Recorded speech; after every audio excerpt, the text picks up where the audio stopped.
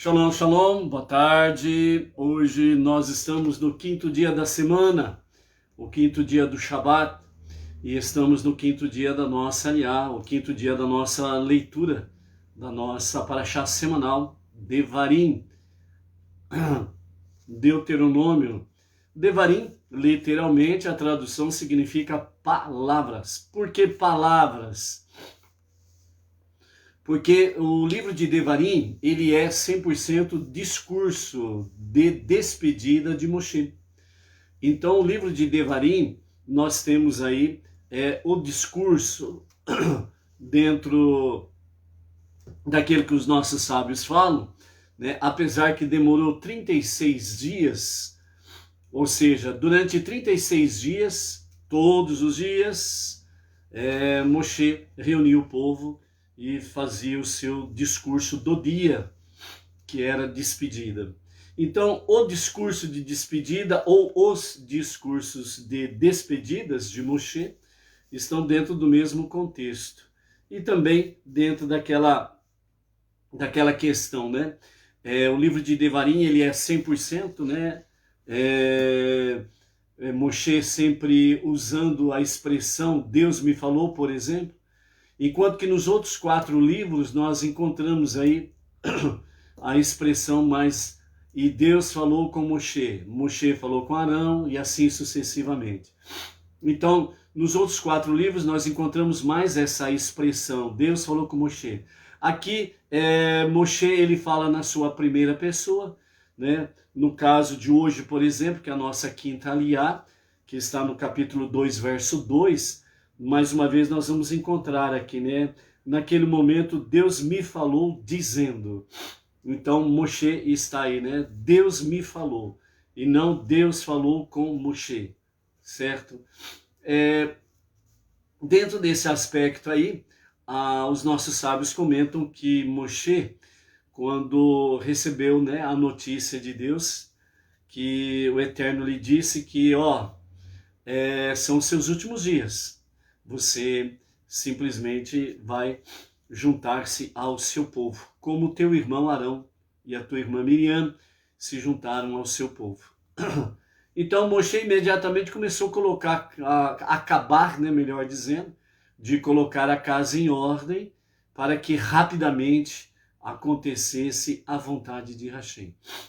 Se porventura você estivesse no lugar de Moshe, você iria executar as ordens rapidamente, sabendo que depois da conclusão, você iria, né, como diz o outro, né, iria lá para o mundo dos pés juntos, né?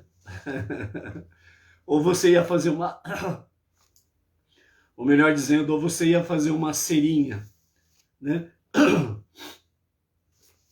Desculpa aí que essa noite aí nós tivemos de plantão e... a goela falha, já tem hora aí que falha, né? Ou seja, né, naturalmente nós iríamos aí dar uma retardada no cumprimento, né? Moshe não, Moshe fez diferente, ele já prontamente começou a executar a vontade de Hashem, foi terminando de colocar a casa em ordem, preparando a nova geração para entrar na terra prometida, já foi passando tudo que era necessário para que Yehoshua, o seu substituto, pudesse realmente estar devidamente preparado para esses momentos em que ele iria substituir Moshe, iria estar à frente do povo para entrar na terra prometida. Então são 36 dias e o livro de Devarim, Deuteronômio, que significa palavras, né? É a preparação final do povo entrar na terra prometida e também são os momentos finais em que Moshe está se despedindo do povo. Ok? Baruch Hashem por isso.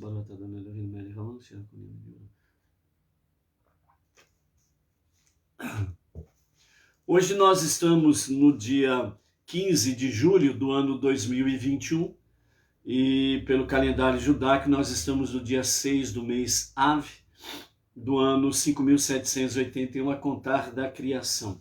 Estamos a 312 dias deste ano judaico e a nossa gota de sabedoria de hoje do nosso Rebbe Menachem Mendel, o justo tzadik e o líder da nossa geração, diz assim: é verdade, Deus sabe tudo que vai ocorrer, e ainda mais, é o seu conhecimento que dá existência a todos os acontecimentos.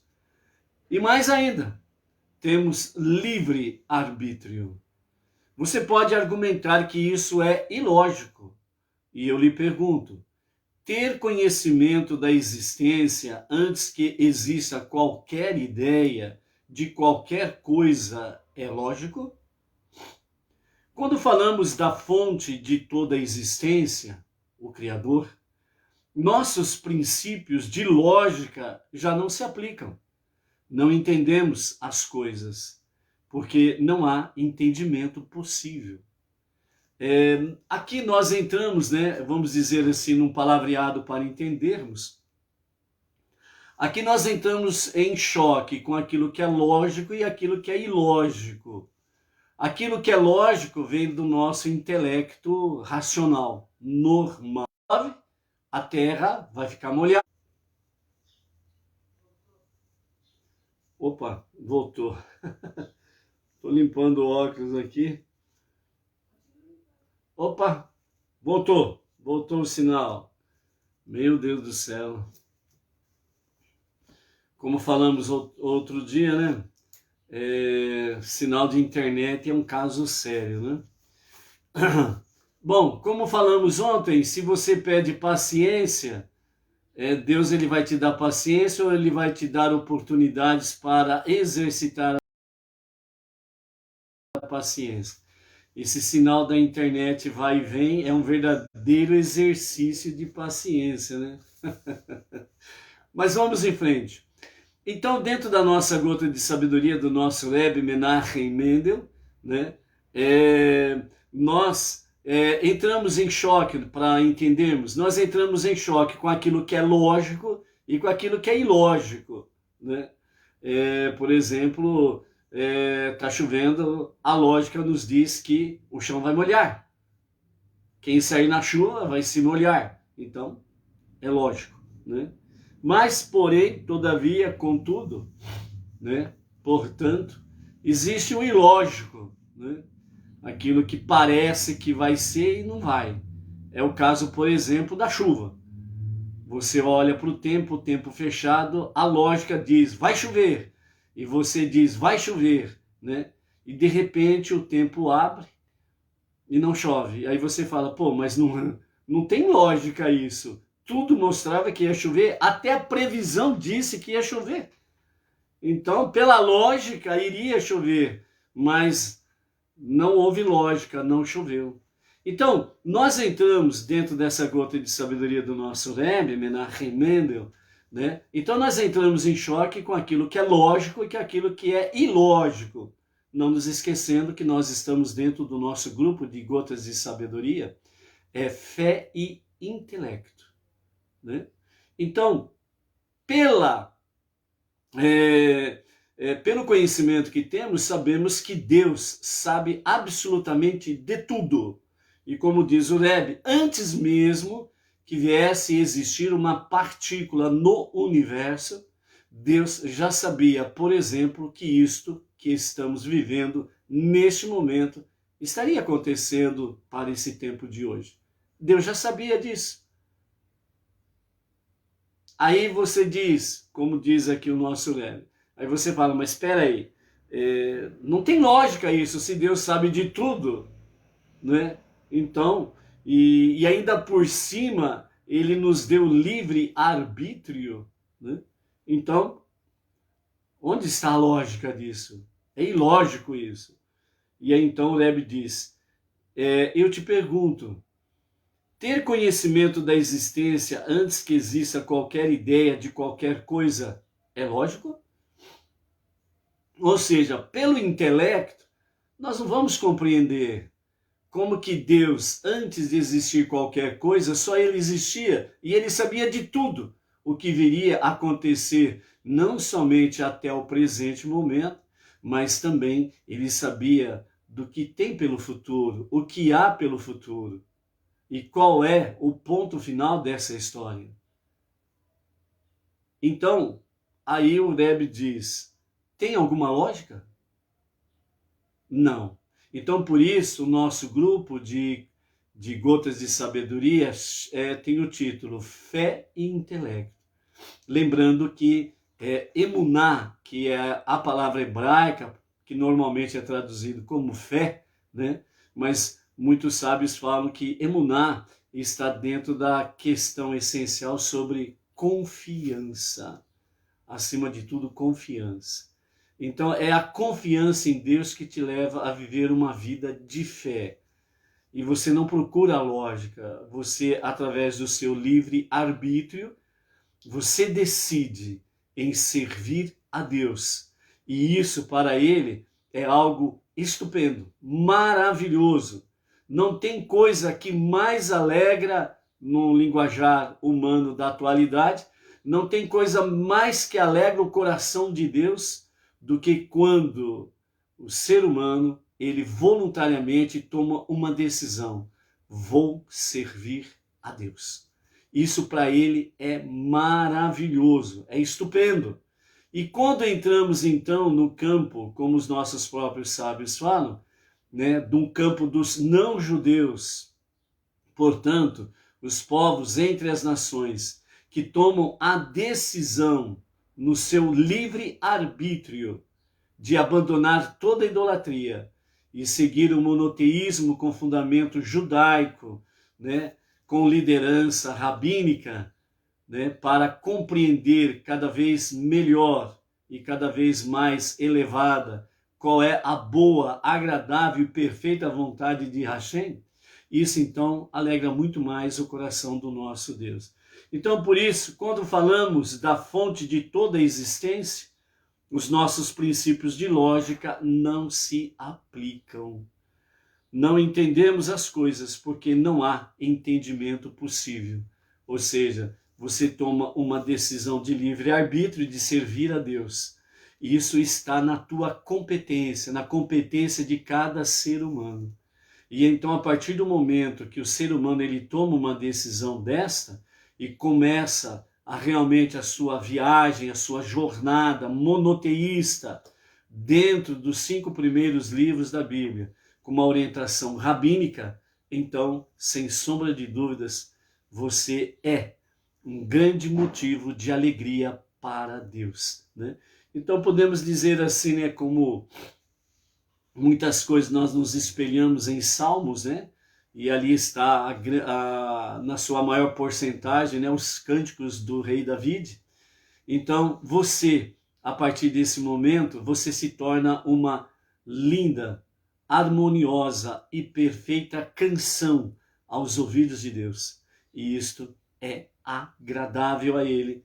E o que Ele mais quer é que nós, diariamente, tenhamos o nosso encontro com Ele.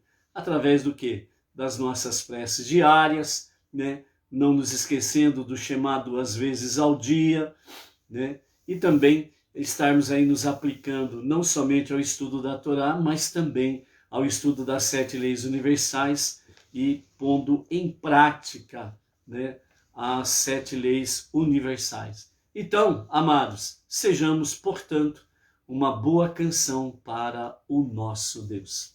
Baruch Hashem. A Malu, lá do Distrito Federal, Shalom, Shalom. A Maria Luísa, lá de Palmas, Tocantins. O José Hélio Tavares, lá de Silveiras, né? Quem mais que está aí? O Felipe Costa Oliveira, Baruch Hashem. Felipe Costa. Ok. A Edina Silva, lá aqui de Bauru. A Luciana Rodrigues, aqui da nossa região de Bauru, lá da cidade de Marília, né? Nós vamos lançar aí, né, a partir da próxima semana, aqui para a nossa região, nós vamos lançar aí um desafio de ordem familiar, né? Ou da seguinte forma, né? As famílias que quiserem que estejamos fazendo aí um Kabbalat Shabbat na sua casa, e à disposição da família ou daquela casa, né? Assim como também a família estará fazendo os seus convidados, né? Trazendo os seus convidados para a sua casa. Então nós vamos lançar aqui para Bauru e região, né? O Kabbalat Shabbat em casa.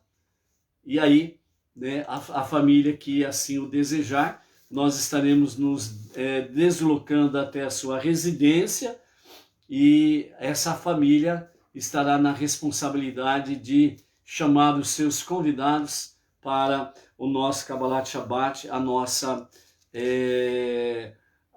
nossa recepção ao Shabbat, né? Então vamos lançar esse desafio aí para a nossa região aqui, ok?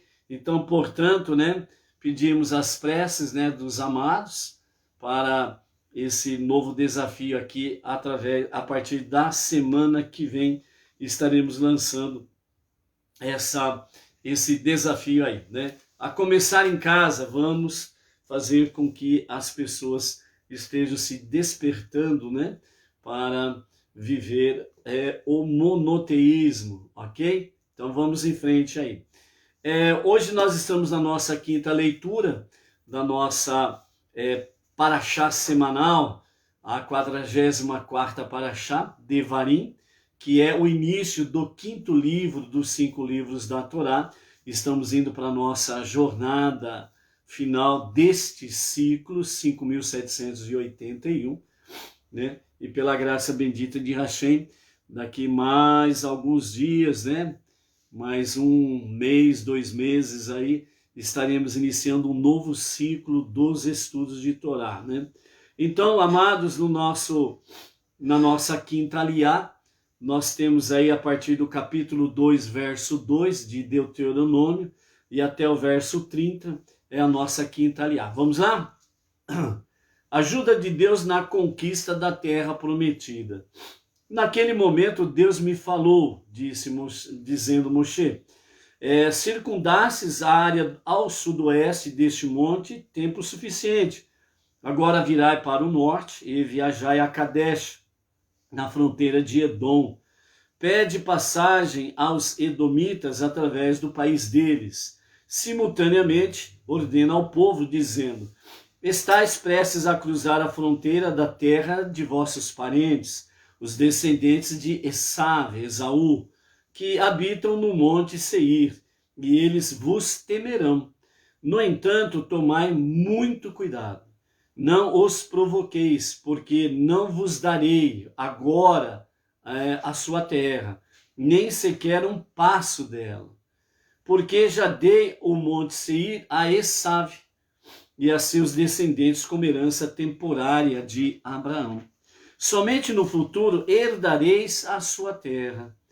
Podereis comprar comida deles com dinheiro para comerdes, e podereis também comprar água com dinheiro para beberdes.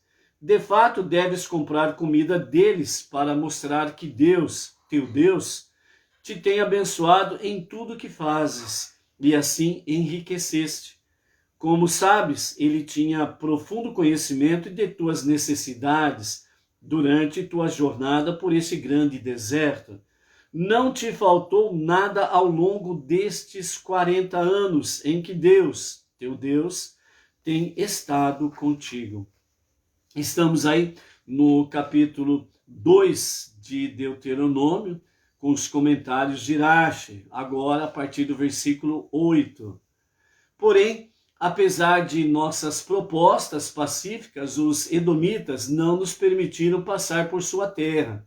Então, nos fomos de nossos parentes, os descendentes de Esaú, que habitavam o monte Seir. E voltamos, seguindo para o sul, pelo caminho de Aravá, a planície que se estende para o norte, rumo a Kadesh, de Eilat e de Etzion-Geber. E viramos para o leste e passamos pelas fronteiras meridionais de Edom e Moabe, em direção ao deserto de Moabe.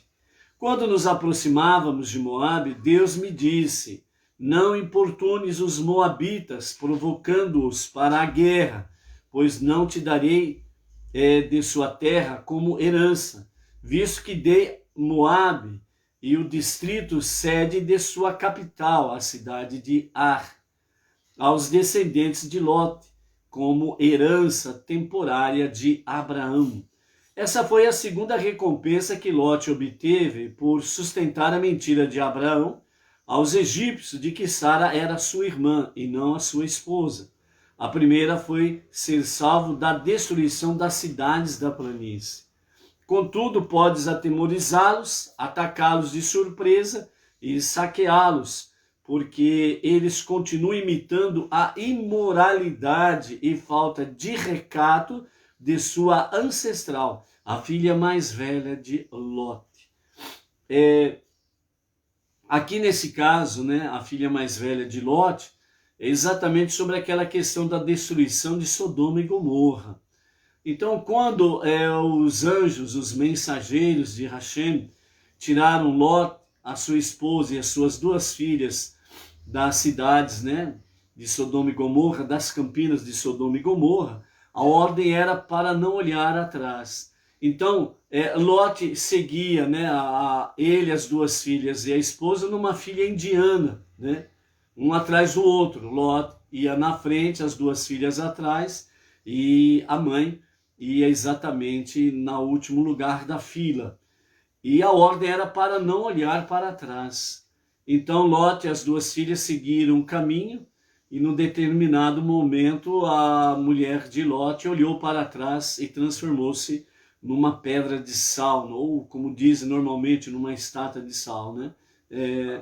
Ou seja, ela virou uma pedra de sal, literalmente falando. E ali ficou, né, essa pedra de sal, onde permanece lá no fundo do Mar Morto, né, conhecido. E aí depois disso eles se refugiaram numa caverna, e a filha mais velha, né, achou que só eles três tinham subsistido, e que o mundo todo tinha, a população mundial teria sido eliminada. Então ela teve a ideia de embebedar o pai, e na primeira noite ela se deitaria com seu pai, e na segunda noite fariam a mesma coisa, e a irmã mais nova, ela que deitaria com seu pai. Então, da filha mais velha nasceu a nação de Moabe, os moabitas, e da filha mais nova nasceu o povo, os amonitas, né? E dessa forma, a filha mais velha, ela colocou o nome, né, no seu filho, que identificasse que realmente, né, era filho do meu pai. E ela não teve vergonha, então ela não sentiu vergonha da sua imoralidade, de cometer o incesto, né, com seu pai. E então ela identificou o filho, que era o filho do seu pai, né? E assim, aqui Moshe, ele fala nesse sentido que os moabitas, eles continuaram imitando a imoralidade da mãe deles, né, da mãe da nação deles, né, os moabitas, né, a falta de recato da sua ancestral, a filha mais velha de Lot. Ou seja, eles se entregaram a diversos tipos de imoralidades sexuais na sua existência. Por isso, Moshe disse, né, que poderia atacá-los de surpresa, atemorizá-los, saqueá-los, etc. Mas nenhuma porção da terra seria dado a eles, porque momentaneamente assim era. Só nos dias de Mashiach que haverá a posse dessas terras, tanto dos moabitas como dos amonitas, pelo povo de Israel. Por isso que a profecia fala que a terra de Israel, ela se estenderá, né? Alguns sábios, né, falam que inclusive, né, a terra de Israel, os montes se tornarão planos. Então, à medida que os montes se tornam planos, né, a dimensão da terra aumenta, ok? Então, é nesse sentido aí que fala sobre a questão da imoralidade e a falta de recado de sua ancestral. Verso 10, os Emim antes habitavam ali, no território hoje ocupado por Moabe. Esse povo era tão grande, numeroso e alto quanto os gigantes que viveram antes do dilúvio. Embora os Emim tecnicamente não pertencem aos Refaim, eram mesmo assim denominados Refaim, porque todos que os viam ficavam debilitados, né? No hebraico é rafé, debilitados, com medo, por causa da expressão corpórea destes gigantes, né? Então, por causa do medo, e como os gigantes, descendentes daqueles que viveram antes do dilúvio, eram denominados Refaim, porque todos os que viam ficavam debilitados por causa do medo, né? Similarmente, os moabitas chamavam esses antigos habitantes de sua terra de Emim, né? Que vem da palavra radical Eimá, que significa terror. Eimá, terror. Pela mesma razão, então podereis pensar que esse é o território dos Refaim, uma das 7 nações que deveis expulsar como parte de vossa conquista da terra de Israel. Porém, dado que os Emim não eram realmente Refaim, seu território não é considerado dos Refaim. E de todo modo, eu dei esse território aos Moabitas, né? Então, esse território dos Moabitas, antes do dilúvio, ali habitavam gigantes que não eram da descendência dos gigantes que vieram por causa dos anjos, né? Que ficou conhecido como os anjos caídos, né? Os famosos anjos que vieram para corrigir a raça humana, mas acabaram sendo seduzidos pelas mulheres e aí então coabitaram com elas e dessa mistura acabou nascendo gigantes, né? Que tem aí, por exemplo, Sihon e Og. Mas esses daqui, eles eram realmente natural da terra. Eles eram gigantes mesmo também. E por isso eles eram confundidos como os Refaim, né? Os gigantes que vieram da descendência dos anjos caídos, mas não são, né? Então aqui mostra essa questão aí, né? Dentro dessa questão aí, né, abrindo um parênteses aí, né, há muitas descobertas, né, arqueológicas que mostram animais gigantes, né, seres humanos de porte muito grande, etc. Tal, né? Aí eles chamam de a era dos dinossauros, né, em que houve um grande meteoro que veio e pum, e extinguiu, né, a geração dos dinossauros, né? Mas nós sabemos biblicamente que esse meteoro, na realidade, o nome dele é dilúvio, né? Dilúvio. Então, o dilúvio que se abateu, e como fala aqui a Torá escrita com os comentários de Irash, né? Esses gigantes, né, os Emim, eles habitavam aquelas terras antes mesmo do dilúvio, né? Então eles foram destruídos no dilúvio, ok? A partir do verso 12 ainda temos aí: a condição da terra de Moabe é, portanto, semelhante à do Monte Seir. Os Oreus antes habitavam no Monte Seir, e naquela época podíeis conquistá-lo. Mas os descendentes de Esaú, gradativamente os desapossaram. Por fim, os destruíram e se assentaram no lugar deles, assim como recentemente fizeram os israelitas. Vós, a terra de sua herança que Deus lhe deu, quando derrotastes Sihon e Og, visto que eu dei esse território aos edomitas, não podeis mais conquistá-lo. Agora vos levantai e atravessai o rio Zered. Então atravessamos o rio Zered.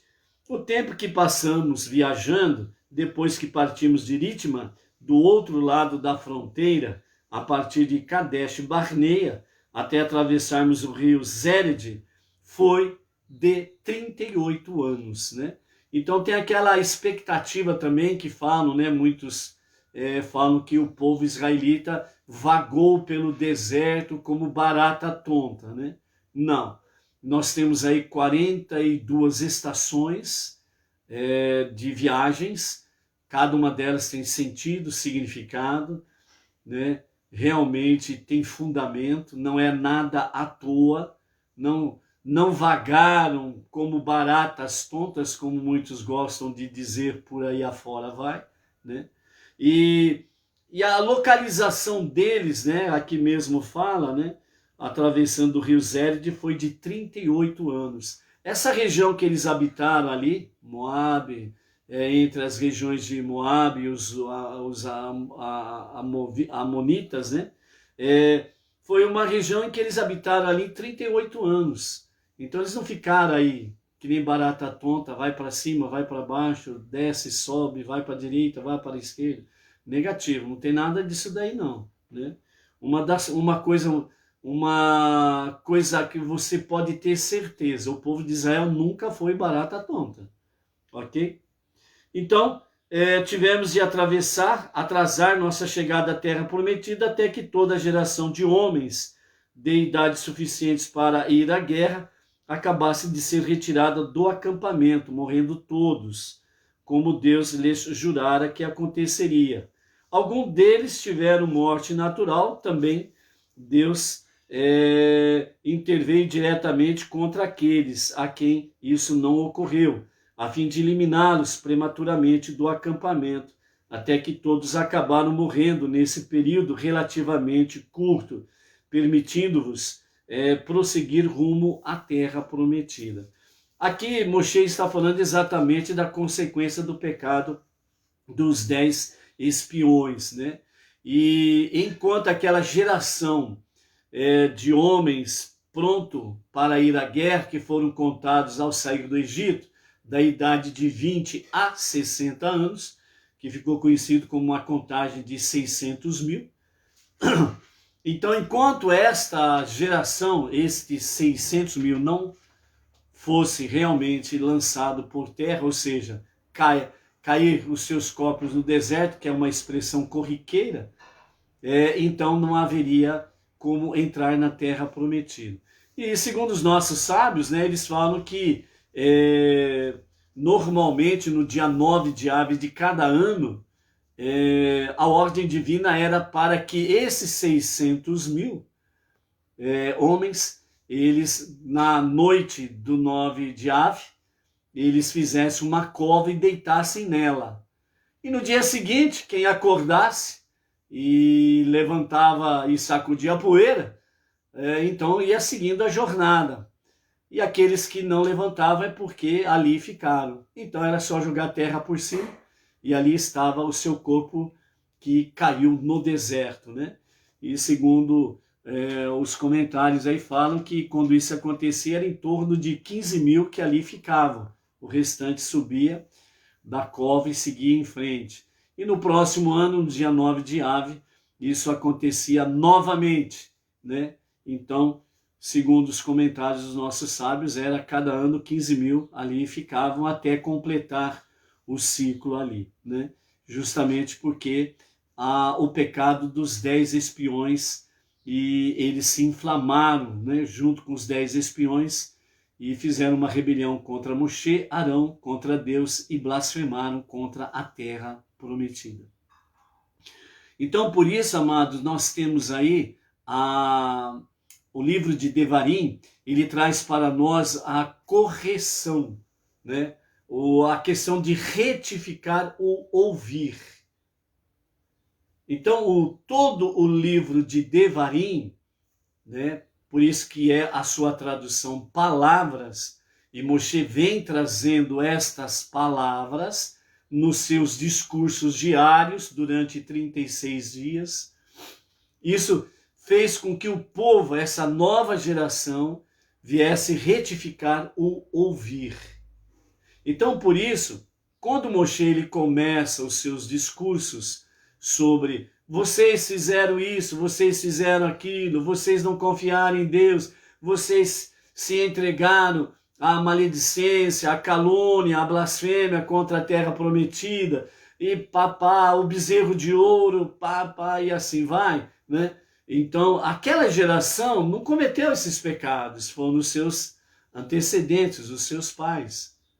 Mas essa geração, eles não entraram numa justificativa. Moshe, nós não fizemos nada, esse discurso não é para nós. Lembra daquela questão, né, daquela expressão que nós normalmente conhecemos aí no mundo secular, né? Numa empresa, numa escola, às vezes até na família, né? Um dos filhos, né? Uma casa cheia de filhos, um comete uma desobediência para com os pais reúnem, né? Os 3, 4, 10 filhos e passa o discurso em todo mundo, né? Então alguém fala lá, mas pai, mas mãe, não fui eu que fiz, mãe. Mas serve para você também, para não fazer. Lembra disso daí? Quem passou por isso daí sabe essa história, né? Realmente, né? Então um dos irmãos aprontava uma, então o pai e a mãe, né, reunia os filhos todos, senta aí, agora vocês vão escutar aí, ó. Né? Primeiro vinha a pisa pela palavra, né? Era aquela, como diz outro, né? Aquele discurso maravilhoso, né? E quando alguém queria falar assim, mas mãe, mas não fui eu que fiz isso. Fica quieta no seu canto aí que serve para você também. É para você não vir fazer também, né? E aí fica quieto porque a água tá quente, né? E era maravilhoso, né? Quando a cinta ficava rodando na mão da mãe, assim, né? Da mamãe. E ó. E aí quando a gente aprontava lá, né? E a gente fugia da mãe, né? Corria pra rua. E aí a mamãe chegava no portão e falava assim: eu não vou correr atrás de vocês. Aonde que vocês vão dormir? Aonde que vocês vão comer? Aonde que vocês vão tomar banho? Vocês vão voltar para cá. Quanto mais tarde vocês voltarem, pior vai ser. Aí entortou o cardo mesmo, viu? Então, ou seja, é melhor voltar agora do que mais tarde, né, mano? Vamos voltar lá, irmão, porque temos que enfrentar, aprontamos, temos que enfrentar a lida. Aí então era voltar e já entrava para dentro de casa com a cinta comendo frouxo, né? E se um fazia um negócio errado, eram os dois que tinham que levar o cardo, né? Então era isso que Moshe estava fazendo. E essa geração nova, ela não se justificou, não se explicou, simplesmente aceitou os pecados dos seus pais como se fossem eles mesmos que tivessem feito. Então, em cada discurso de Moshe, eles respondiam de diversas formas, né? Entre eles diziam, nós deixamos de acreditar em Deus e fomos na conversa dos 10 espiões. Nós deixamos de confiar em Deus e mandamos os espiões ver a terra. Nós deixamos de confiar em Deus e fizemos o bezerro de ouro. E assim sucessivamente, né? Então, amados, era isso que Moshe estava fazendo, né? E é isso que nós vamos aprendendo aqui no livro de Devarim. Palavras. Então, nós vimos aí no livro de Números, Bamidbar, a questão da palavra, né? O povo não ouviu corretamente, se inflamaram pelas palavras de Korah, por exemplo, né? E aí, então, veio como diz, né? Vieram as pragas, etc. e tal. Então, agora, Devarim, com o discurso de Moshe, o discurso de despedida, então nós temos aqui a retificação do falar e a retificação do ouvir, ou seja, é corrigir o falar e corrigir o ouvir. A surra serve para todos, sem exceção. Né? Ou seja, como diz o nosso Rebbe, né? Nessa gota de sabedoria dessa semana, né? É exatamente com a nossa queda, a nossa falha, o nosso pecado, é que nós nos levantamos de uma forma melhor. é isso que está acontecendo com esta nova geração, ok? Então, uma das coisas que nós aprendemos de uma forma muito preciosa neste verdadeiro monoteísmo com fundamento judaico e sob a liderança de Rabino, né? No caso nosso, Rabino Yaakov Geranstad, né? Auxiliado pelo Rav Michel Tabassinik e Michel Tabassinik e o Rav Shimon Brand. Então, uma das coisas que nós aprendemos aqui é que a nossa falha, o nosso pecado, né, o deslize, o escorregar no sabão que nós cometemos aí, não é a nossa destruição. O mundo não vai desabar na nossa cabeça, não vai cair um raio na nossa cabeça e vai simplesmente nos queimar completamente e vamos por raios que os partas, né? Como diz o outro, né? Ou como diz ainda um outro, né? Você vai para o esquinto dos infernos. Ai, meu Deus do céu, cada coisa, né? Então, o que nós aprendemos aqui? A nossa queda é exatamente o começo da nossa verdadeira correção, ajuste, né? Então, é a nossa retificação. Por isso que ainda nós temos, pela graça bendita de Hashem, a redenção final. A partir do momento que o Mashiach, o verdadeiro e o justo Mashiach, se revelar, então nós entraremos nos dias de Mashiach para a redenção final, que é a retificação final, a cura final e etc. e tal, onde todas as coisas serão devidamente corrigidas no seu devido lugar, né? Então, obviamente, isso não nos dá uma carta branca para nós ficarmos aí cometendo pecado em cima de pecado, lógico, né? De forma alguma. Mas é para que nós venhamos entrar em desespero quando nós, né, cometemos aí algumas falhas e nós aí achamos que é o fim da cartada, né? O fim da linha. E não é bem por esse lado, né, amados? Então, por isso, né, sempre levantando, como diz Provérbios, né? O justo cai, mas ele não fica prostrado, ok? A Edna Marmol diz, né? E corria em volta da mesa, volta da casa até ser pego. Era bem por aí mesmo, né? A Maria Luísa diz, e se corresse apanhava mais. E nós temos aí uma geração, né? Uma geração bendita, maravilhosa essa geração aí. A geração atual aí, que é muitas vezes chamada de a geração Nutella, né? O pai e a mãe só de dar uma olhadinha de cara feia para eles, pronto. Vou chamar o conselho tutelar, né? Vou chamar a polícia, né? Eita vida, meu Deus do céu, né? Por isso que a educação é fundamental, amados, né? E por isso nós precisamos aí aplicar na educação dos nossos filhos, dos nossos netos. E com referência a isso, né, o nosso Rav Yaakov Geranstad soltou aí um vídeo em apoio, né, ao projeto do Rabino Michel Tabassinik, a escola de Shem e Eder, né, para as crianças, né,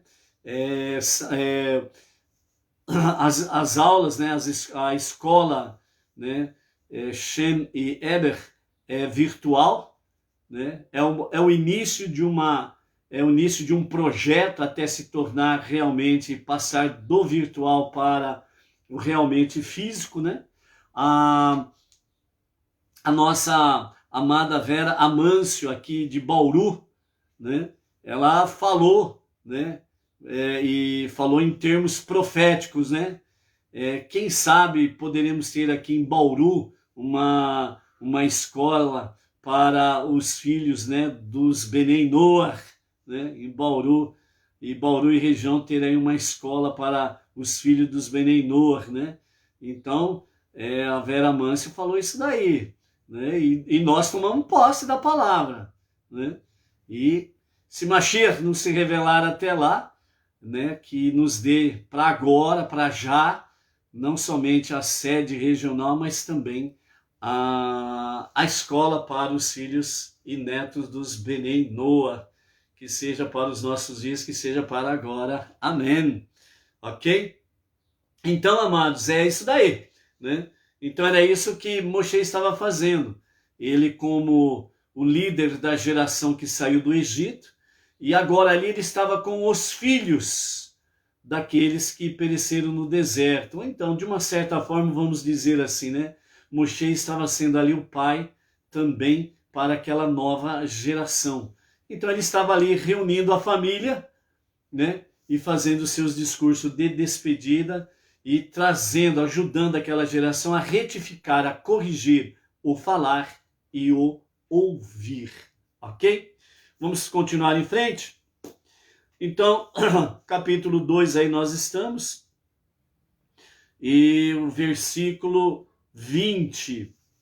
Então, o Amon também é considerada a terra dos Refaim, porque os Zuzim, um povo igualmente denominado Refaim, antes habitaram nela. Os amonitas chamavam-nos Zamzumim.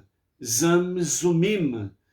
Os Zumim eram um povo tão grande, numeroso e alto quanto os gigantes que viveram antes do dilúvio, mas Deus os destruiu. E então os amonitas os desapossaram e assentaram-se ali em seu lugar, né? Então aqui nós temos tanto nas terras dos moabitas como na terra dos amonitas, ali viviam gigantes também, e não tinha nada a ver com a descendência dos anjos caídos de Sihon e Og, certo?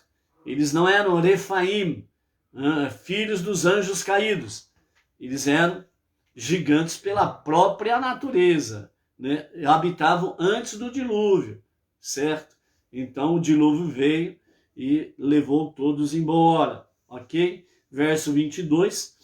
Assim como ele, o Eterno, fez pelos descendentes de Esav, que habitavam no monte Seir, quando destruiu os Oreus, e eles então os desapossaram e assentaram-se ali em seu lugar, onde vivem até hoje. Em ambos os casos, os Oreus e o dos Zumim, a presença dos atuais habitantes da terra a torna zona proibida para vós. Fenômeno inverso ocorreu na área litorânea da fronteira ocidental da Terra Prometida. Os Avim eram os habitantes de cidades abertas ao longo de toda essa região, da fronteira sul para o norte até Gaza. Eles pertenciam aos filisteus, com os quais Abraão fez um pacto que deveria impedir-vos de conquistar seu território. Os cafitoreus, porém, que provém de Cafitor, destruíram os Avim e assentaram-se ali em seu lugar. Visto que não há pacto com os cafitoreus, agora vos é permitido conquistar esse território. De todo modo, em toda a terra ao norte do rio Arnon, é zona proibida para vós. Sihon, o Amorita, conquistou grande parte dela, a Amon e Moabe. Portanto, levantai-vos, parti e atravessai o rio Arnon.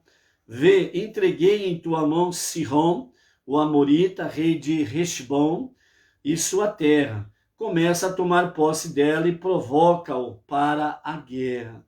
Hoje começarei a pôr o pavor e o medo de ti sobre todas as nações que habitam debaixo de todo o céu. Isto é, sobre todas as nações da terra, as quais ouvirão relatos sobre ti, e tremerão e se amedrontarão por tua causa. Apesar de Deus não me ter ordenado explicitamente que oferecesse a Sihon a opção de coexistência pacífica, eu mesmo assim o fiz, embora fosse óbvio que Sihon iria recusar. Na verdade, eu estava seguindo o exemplo dado por Deus no deserto do Sinai, quando ele ofereceu a Torá, que existia antes da criação do mundo, E assim, logicamente, deveria ser lei para todos os povos. Então, aos descendentes de Ismael e Edom, embora soubesse de antemão que a rejeitariam. Ou seja, os descendentes de Ismael e Edom representam as 70 nações. São as 70 nações, ok? Em seguida, também o exemplo dado por Deus, dado que me enviou ao deserto para apresentar propostas pacíficas ao faraó, né? Ou seja, quando Deus, né, ele ofereceu a Torá, ele começou oferecendo a Torá a Ismael. A descendência de Ismael recusou. Depois, a descendência de Esav, Edom, recusou. Foi para as demais 70 nações que recusaram. E somente o povo israelita que aceitou a Torá, né? Então, Deus, a princípio, é o que Moshe estava dizendo, Deus ele tentou pacificar as nações, para que a Torá, que existia antes de qualquer partícula do universo existir, então a Torá, na realidade, né, o projeto de Deus é para todas as nações, é para toda a raça humana, sem exceção. Então Moshe estava dizendo, eu segui o exemplo de Deus. Deus primeiro ofereceu a Torá à descendência de Ismael, recusaram. Ofereceu a descendência de Esav, Edom, recusaram. Foi para as 70 nações, recusaram. E somente o povo israelita que aceitou realmente a Torá, né? Então, ele diz aqui, então eu fiz a mesma coisa, segui o exemplo de Deus e propus, né, uma convivência, uma existência pacífica com o gigante Sihon, sabendo de antemão que ele não ia aceitar, mas segui o exemplo de Deus, né? E esse é o princípio, né, que nós temos que seguir, né? O princípio da boa existência pacífica com todos. Ponto final.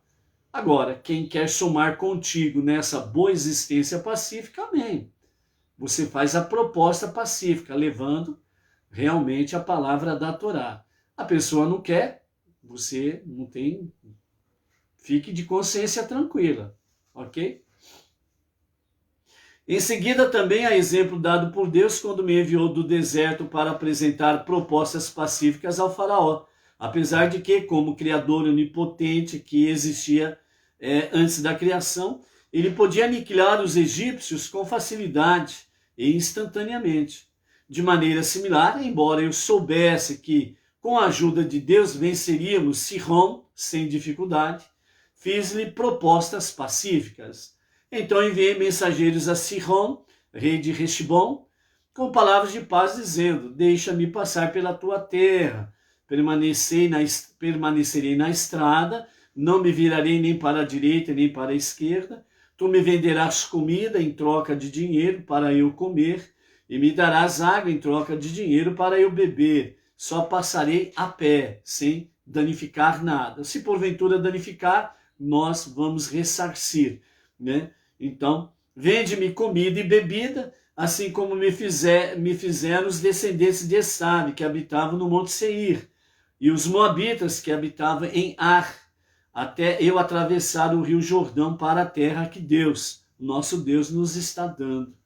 Mas Sihon, rei de Heshbon, não quis deixar-nos passar por ele, porque Deus, teu Deus, endureceu seu espírito e obstinou seu coração, para que ele pudesse entregá-lo em tua mão, e assim viesses a possuir sua terra, como acontece hoje.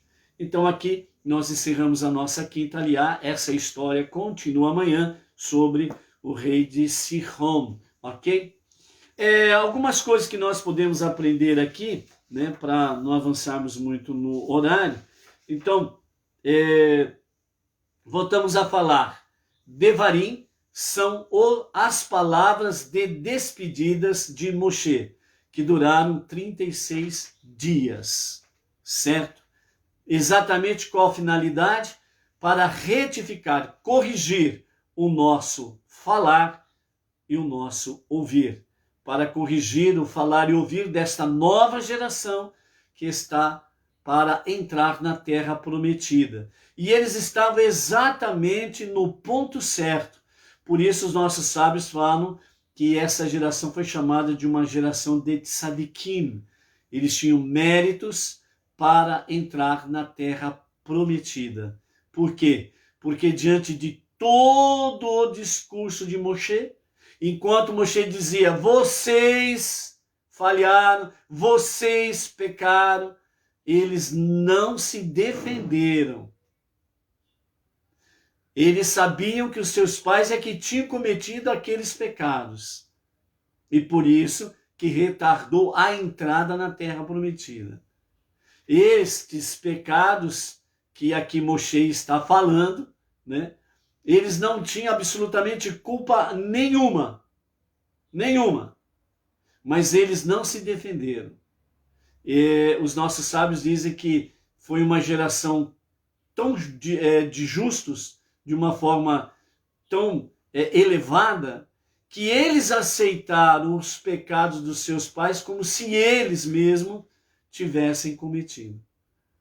Então, eles reconheceram. Por isso que eles respondem, e várias vezes nós vamos ver aqui durante todo o livro, nós erramos. Nossos pais erraram. Nós e nossos pais erramos. Ok? Então, é a mesma coisa, né? Que nós falamos aí sobre a questão da família, né? Então, são vários irmãos. Um comete a gafe, né? A mãe reúne a família, os filhos todos para a sova, né? Então, normalmente, tem lá alguém que diz, mas não fui eu, foi ele, né? E aí a mãe diz assim, todos estão no mesmo barco, então serve para todos. A sova pela palavra e a sova pela correção, né? Por isso diz Provérbios, né? Aquele que poupa a vara no seu filho, ele não o ama. E aqui os nossos sábios, né, para não ficar dúvidas, para ninguém sair passando mão aí em pedaço de pau querendo espancar filho. Não é isso, em absoluto, ok? Né? A varinha, né, que as nossas mães, né, porque era difícil o pai dar coça no filho, né? Era mais a mãe mesmo, né? Por isso que a mãe é a luz do lar, né? Uma pergunta, vamos ver quem sabe a resposta. Por que que a mãe bate nos filhos e não deixa o pai bater? Alguém sabe a resposta? Edna, você não pode responder agora, hein? Certo? Por que que a mãe normalmente é que dá coça nos filhos e não deixa o pai fazer? Alguém se habilita a responder? Põe aí a sua resposta, ok? Então, enquanto isso, vamos aqui, né? Maria Luísa, minha mãe batia de chinela havaiana. Ei, chinela havaiana, famoso, né? Mas a pergunta é, por que que a mãe é que dava a sova e não o pai? Por que que a mãe não deixava o pai vir com a sova? Por quê? Porque...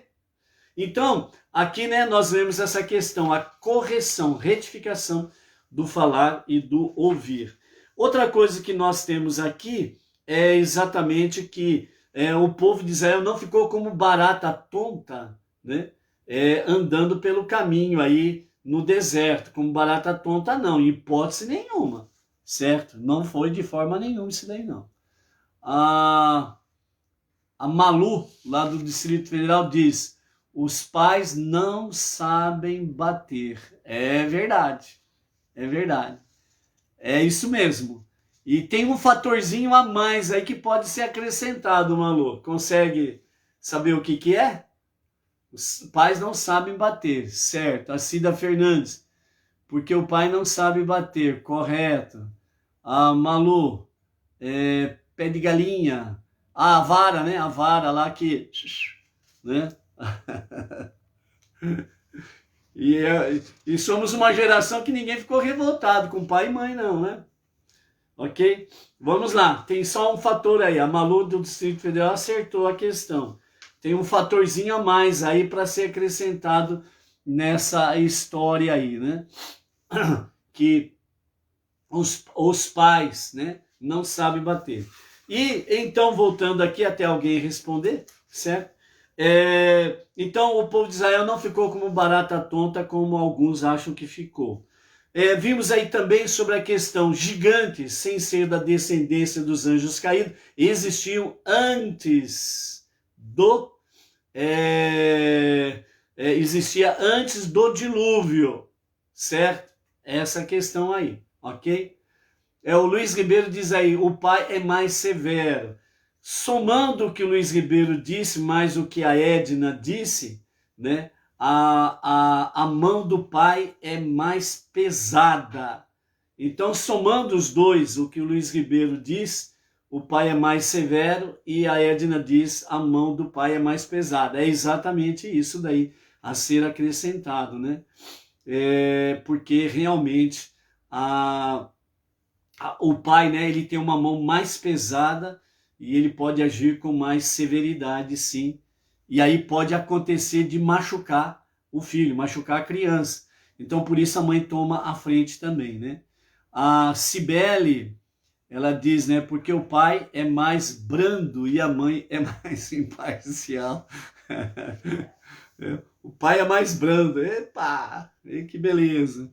Né? E a mãe é mais imparcial. A mãe, ela passa todo mundo numa régua só, né, Cibele? É verdade também, isso daí.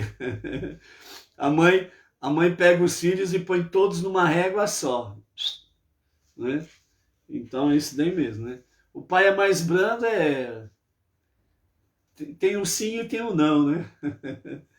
Ok? Continuando aí então, né? E também nós vimos aí que a região ali que eles ficaram, né? O povo de Israel ficou, foi um período de 38 anos. Então eles não ficavam aí andando ao léu, não. Eles ficaram mais fixos do que andando propriamente dito, né?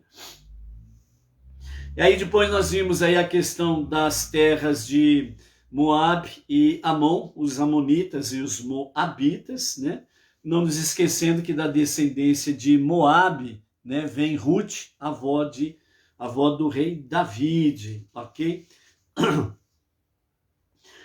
No capítulo 2, verso 25, nós temos aí, hoje começarei a pôr o pavor e o medo de ti sobre todas as nações que habitam debaixo de todo o céu, isto é, sobre todas as nações da terra, as quais ouvirão relatos sobre ti e tremerão e se amedrontarão por tua causa. Baruch Hashem por isso, porque de fato é uma realidade desde então até os dias atuais, né?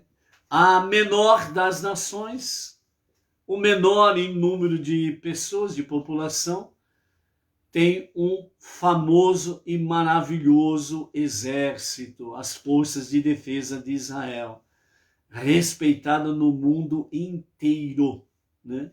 E de fato, em todos os níveis da sociedade, da humanidade, a presença judaica é uma realidade para benefício das nações. Podem ver aí a relação dos prêmios, né? Aqueles que receberam o prêmio Nobel, né? 90% é judeu, certo? Então, estão entre as nações para o benefício das nações. Por isso, nós vamos ver aqui também em Devarim, que Moshe fala que Deus disse, vocês serão, o povo judeu, a luz para as nações e um povo sábio para as nações. Então, são duas características realmente que ninguém tira do povo judeu. Além do mais, o próprio Deus diz, né, Moshe, falando aqui, que Deus, ele decidiu, a partir de hoje, começarei a colocar o pavor e o medo de ti sobre todas as nações da terra. Eles ouvirão os relatos sobre ti e tremerão e se amedrontarão por tua causa. Então, esta é uma realidade sem sombra de dúvidas aí. Por isso, né, amados, que nós possamos aí, além destas coisas, né, o que nós temos aqui como mensagem final desta aliá aqui, é que realmente aquele que tinha em sua posse a primeira coisa que ele criou foi o seu projeto, antes de existir qualquer partícula no universo. Só ele existia. E antes de qualquer coisa, ele criou o seu projeto. A primeira coisa que Deus criou foi o seu projeto, a Torá. E a partir da Torá, tudo veio a existir. Esse é o projeto de Deus, a Torá. E você está neste projeto. Seja forte, seja luz. Não saia nem para a direita e nem para a esquerda.